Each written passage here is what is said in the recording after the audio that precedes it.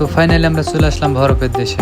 আসসালামু আলাইকুম, কেমন আছেন সবাই? তো আজকে আমাদের গন্তব্য ইতালির অন্যতম সুন্দর একটি পর্বতমালা চেরভিনো স্কাই পারাদিজে, যেটি সুইজারল্যান্ড বর্ডারের পাশে অবস্থিত।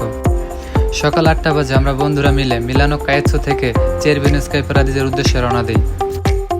আমাদের যাত্রা শুরু হয়েছিল একদম খুব সকালে। কুয়াশা আর হালকা রোদের মধ্যে আমরা যখন রওনা দিলাম, তখন থেকেই মনের মধ্যে আলাদা একটা উত্তেজনা কাজ করছিল। গাড়িতে করে পাহাড়ের আঁকাবাঁকা রাস্তাগুলো দিয়ে উপরে ওঠার অনুভূতিটা অন্যরকম ছিল। সো ফাইনালি আমরা এখানে এসে শুরুতেই খাওয়া দাওয়া করে নিলাম, কারণ আমাদের যেতে হবে পাহাড়ের সর্বোচ্চ চূড়ায়। সো রাস্তার দুই পাশে পাহাড় এবং বরফ, সব মিলে জায়গাটা অনেক রোমাঞ্চকর ছিল। যতদূর চোখ যায় শুধু সাদা আর সাদা। তো অনেক দিন পর বরফ দেখে ফিরে গেলাম সেই শৈশবে।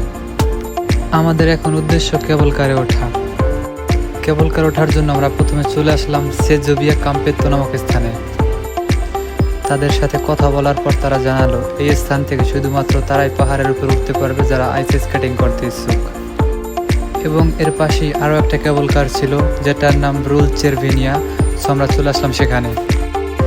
অবশেষে আমরা কেবল কারে উঠে পড়লাম। কেবল কারে চড়ে যখন আমরা নিচ থেকে পাহাড়ের উপরে উঠতে শুরু করলাম, তখন নিচে তাকালেই কিছুটা এক্সাইটেড এবং কিছুটা ভয় কাজ করতেছিল। যতই উপরে উঠতে থাকলাম, ততই আস্তে আস্তে পাহাড়ের দৃশ্য পরিবর্তন হতে থাকলো।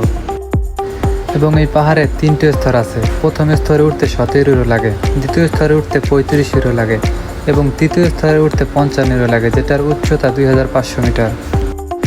আর হ্যাঁ, দ্বিতীয় স্তর থেকে তৃতীয় স্তরের যাত্রা কিছুটা ভয়ঙ্কর ছিল, কারণ আমরা একটা কেবল কারে প্রায় 150 থেকে 200 মানুষ ছিলাম।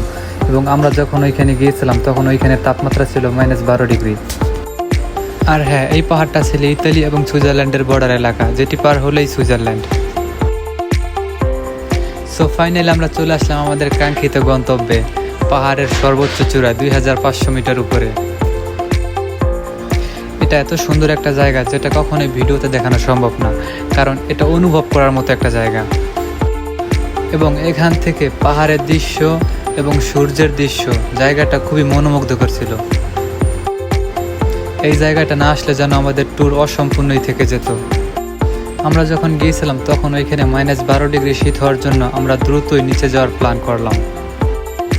আমাদের আইস স্কেটিং করার কোনো প্রস্তুতি ছিল না, তবে ওইখানে গিয়ে সবাইকে আইস স্কেটিং করতে দেখে লোভটা সামলাতে পারলাম না, তাই একটু চেষ্টা করে দেখলাম। সারাদিনের ব্যস্ততা আর আনন্দ শেষে এখন ফেরার পালা। আশা করি এই ছোট্ট সফর আপনাদের ভালো লেগেছে। তো আজকের মতো এখানেই, সবাই ভালো থাকবেন। দেখা হবে খুব শীঘ্রই নতুন কোনো জায়গায়, নতুন কোনো ভিডিওতে। আল্লাহ হাফেজ।